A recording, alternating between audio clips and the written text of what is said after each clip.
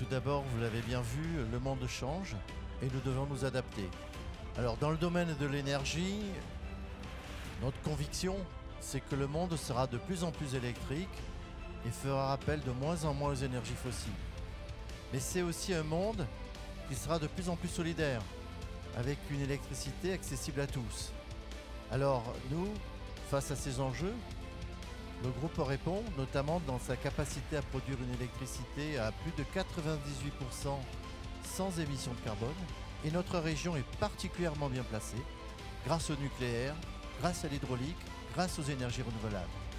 Et en ce qui concerne les entreprises de la région, plus de 75% d'entre elles renouvellent régulièrement leur confiance à EDF, bien sûr pour la fourniture d'électricité, mais aussi pour cette capacité d'innovation dans le domaine des services. Est-ce que vous avez justement un exemple concret à nous présenter ce soir? Oui, un exemple que nous portons désormais de manière assez soutenue auprès des entreprises, c'est dans le domaine de l'autoconsommation, c'est-à-dire être capable de produire et de consommer sa propre électricité sur le toit d'une entreprise.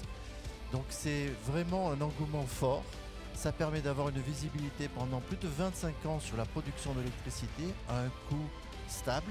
Alors les exemples sur la région, nous avons une entreprise dans le domaine de la plasturgie, AD Majoris, qui a équipé près de 2200 m² de toiture de panneaux photovoltaïques et qui couvre 10% de ses besoins d'électricité.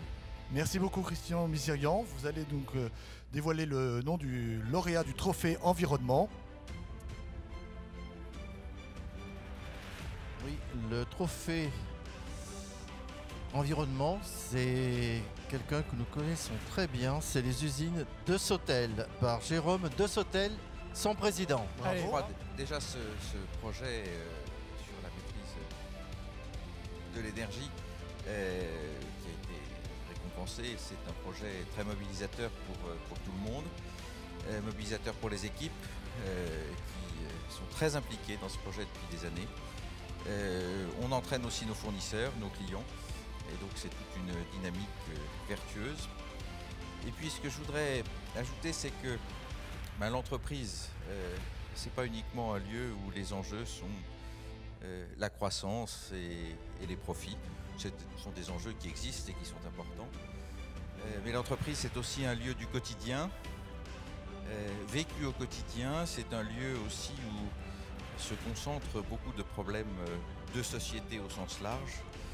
Et voilà, il faut savoir dans nos entreprises conduire des challenges et avoir des enjeux collectifs sur des problématiques beaucoup plus sociétales.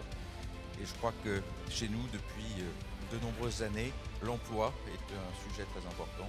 Aujourd'hui, les problèmes environnementaux le deviennent de plus en plus et tout le monde est engagé au sein du groupe dans cette démarche.